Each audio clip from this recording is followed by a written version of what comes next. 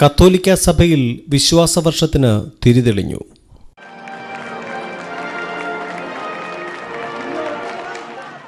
രണ്ടാം വത്തിക്കാൻ സുനകദോസിന്റെ സുവർണ ജൂബിലി ദിനത്തിലാണ് ബെനഡിക്ട് 16 മാർപ്പാപ്പ വിശ്വാസവർഷത്തിന് തിരിതെളിച്ചത്.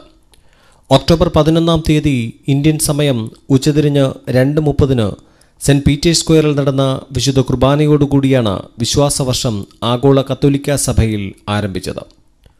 ലോകത്തിലെ എല്ലാ ഭാഗങ്ങളിൽ നിന്നുമുള്ള 400ഓളം മെത്രാന്മാർ പ്രദക്ഷിണമായി എത്തിയതോടെയാണ് ചടങ്ങുകൾ ആരംഭിച്ചത്. കേരള ലത്തീൻ സഭയെ പ്രതിനിധീകരിച്ച് കൊല്ലം ബിഷപ്പ് ഡോക്ടർ സ്റ്റാൻലി റോമൻ സിനഡിലും ദിവ്യബലിയിലും പങ്കെടുത്തു. Con grande gioia oggi, a 50 anni dall'apertura del Concilio Ecumenico Vaticano II, diamo inizio all'anno della fede. C'è bisogno soprattutto di persone di fede che con la loro stessa vita indicano la via verso la terra promessa e così tengono desta la speranza. October 7 തീയതി ആരംഭിച്ച ബിഷപ്പുമാരുടെ സിനഡിൽ നവസുവിശേഷവൽക്കരണം പ്രധാന ചർച്ചാ വിഷയമായി. എല്ലാ ഭൂഖണ്ഡങ്ങളിൽ നിന്നുമുള്ള പ്രതിനിധികൾ പ്രാദേശിക മെത്രാൻ സമിതിയുടെ വിലയിരുത്തലുകൾ അവതരിപ്പിച്ചു.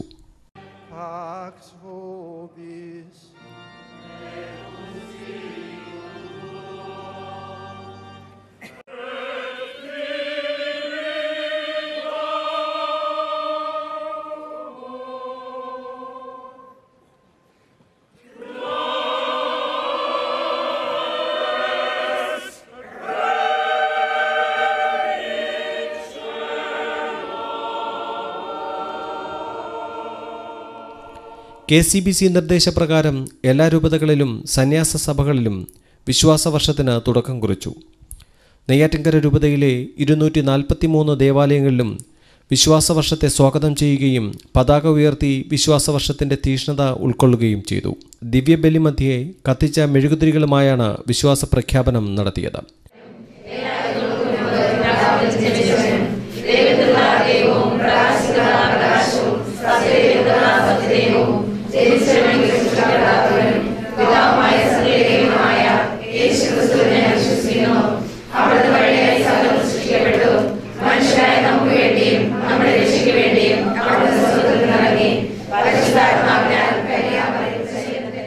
രൂപതയിലെ ഇടവകാതല വിശ്വാസ വർഷത്തിന് അഭിമന്യ വിൻസെന്റ് സാമുവൽ പിതാവ് കട്ടക്കോട് ഫൊറോനയിലെ ഈഴക്കോട് ദേവാലയത്തിൽ വിശ്വാസവർഷ പതാക ഉയർത്തി ആരംഭം കുറിച്ചു.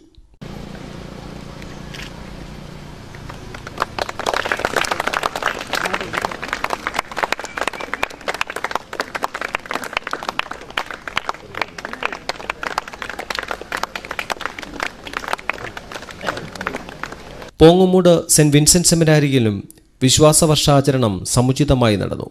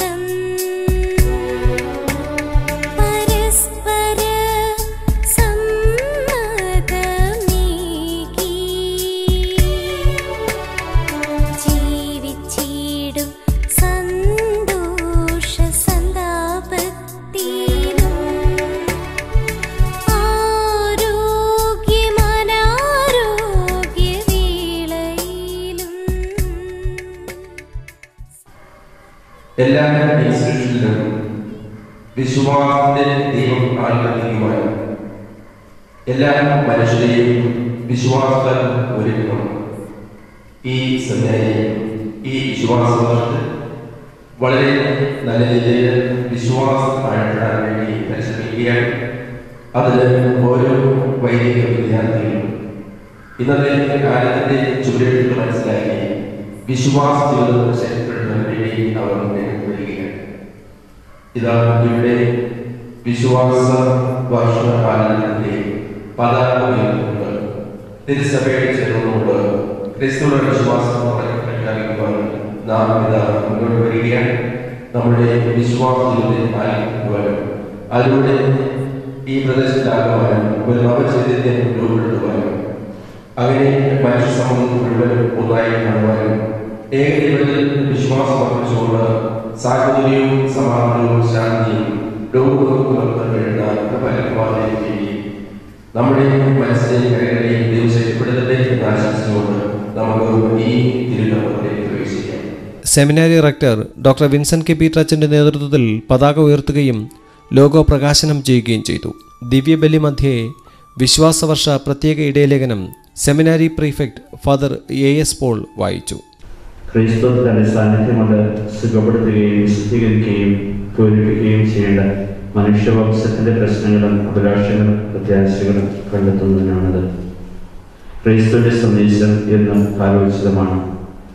അതിന് ചരിത്രത്തിന്റെ കേന്ദ്രത്തിലേക്ക് പ്രവേശിക്കാൻ കഴിയും. ഓരോ മനുഷ്യന്റെയും അത്യാഘാതമായ അസ്വസ്ഥതയോട് പ്രതികരിക്കാനും കഴിയും. തന്മൂലം സഭയുടെ എല്ലാ അംഗങ്ങളും ഒരു വസ്തുത അറിഞ്ഞിരിക്കണം. സഭയുടെ മിഷന്റെ അളവറ്റ ചക്രവാളങ്ങളും ഇന്നത്തെ സാഹചര്യത്തിന്റെ സങ്കീർണതയും ദൈവവചനം കാര്യക്ഷമമായി പകർന്നു നൽകുന്നതിന് പുതിയ മാർഗങ്ങൾ ആവശ്യമാണെന്നതാണ്.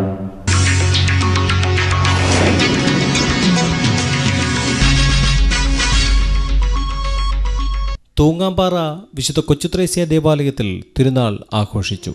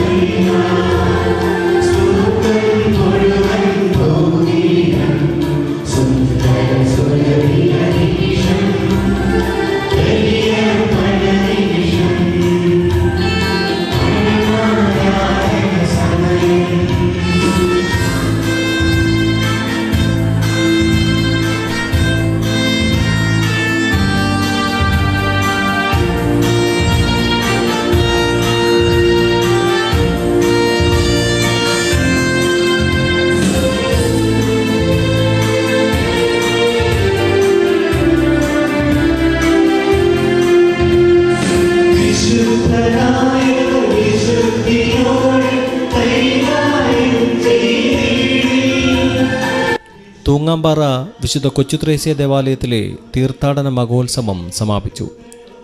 ഇടവക വികാരി ഫാദർ ഇഗ്നേഷ്യസ് കൊടി ഉയർത്തി തിരുനാളിന് തുടക്കം കുറിച്ചു.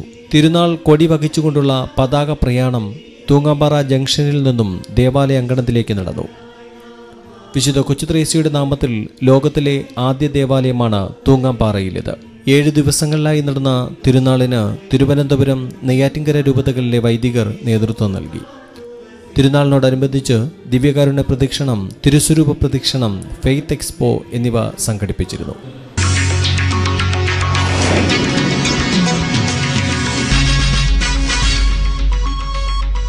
കാഞ്ഞിരമ്പാറ വിശുദ്ധ വിൻസെന്റ് പോൾ ദേവാലയത്തിൽ തിരുനാൾ ആഘോഷിച്ചു. പള്ളിമണികൾ മുഴങ്ങി ദേവാലയം ഒരുങ്ങി അധ്വാനിക്കുന്നവരും ഭാരത്താൽ വലയുന്നവരും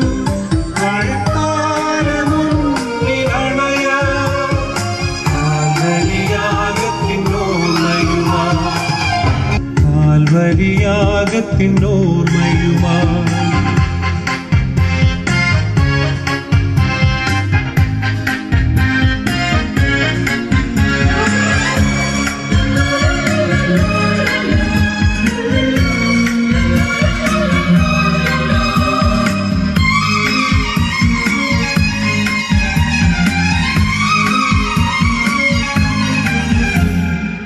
വരി വരിയായി നമ്മൾ കുർബാനപ്പം ഉൾക്കൊള്ളാം.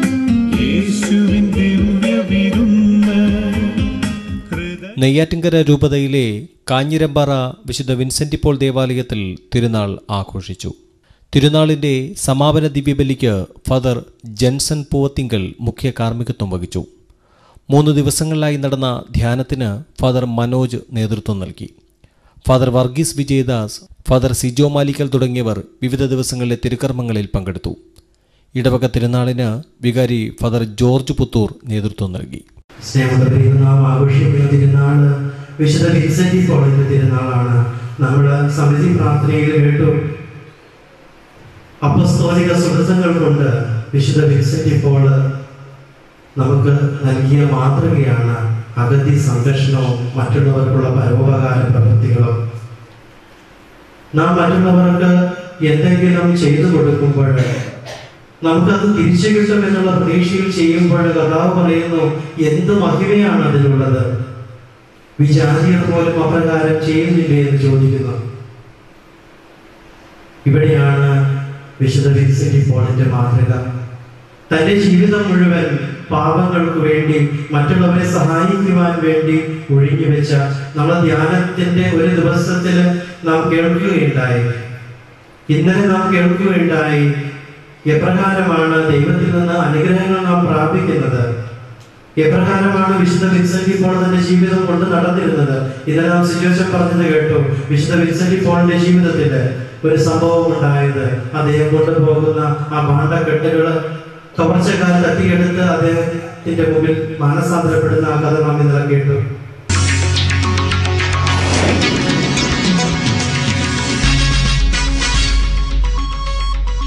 പുത്തൻവിള വിശുദ്ധ കൊച്ചുത്രേസ്യ ദേവാലയത്തിൽ തിരുനാൾ ആഘോഷിച്ചു.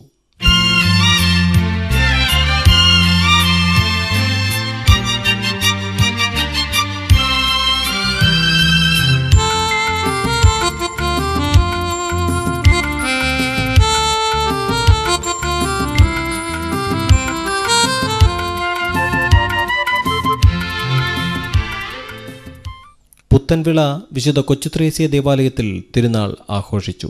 ഇടവക വികാരി ഫാദർ പ്രവീൺ പുതിയമംഗലം കൊടി ഉയർത്തി തിരുനാളിന് ആരംഭം കുറിച്ചു. തിരുനാൾ ആരംഭ ദിവ്യബലിക്ക് ഫാദർ ജോയ് മത്യാസ് നേതൃത്വം നൽകി. സന്ധ്യാവന്ദനം, തിരുസ്വരൂപ പ്രദക്ഷിണം, ദിവ്യകാരുണ്യ പ്രദക്ഷിണം തുടങ്ങിയവ തിരുക്കർമ്മങ്ങളുടെ ഭാഗമായി നടന്നു.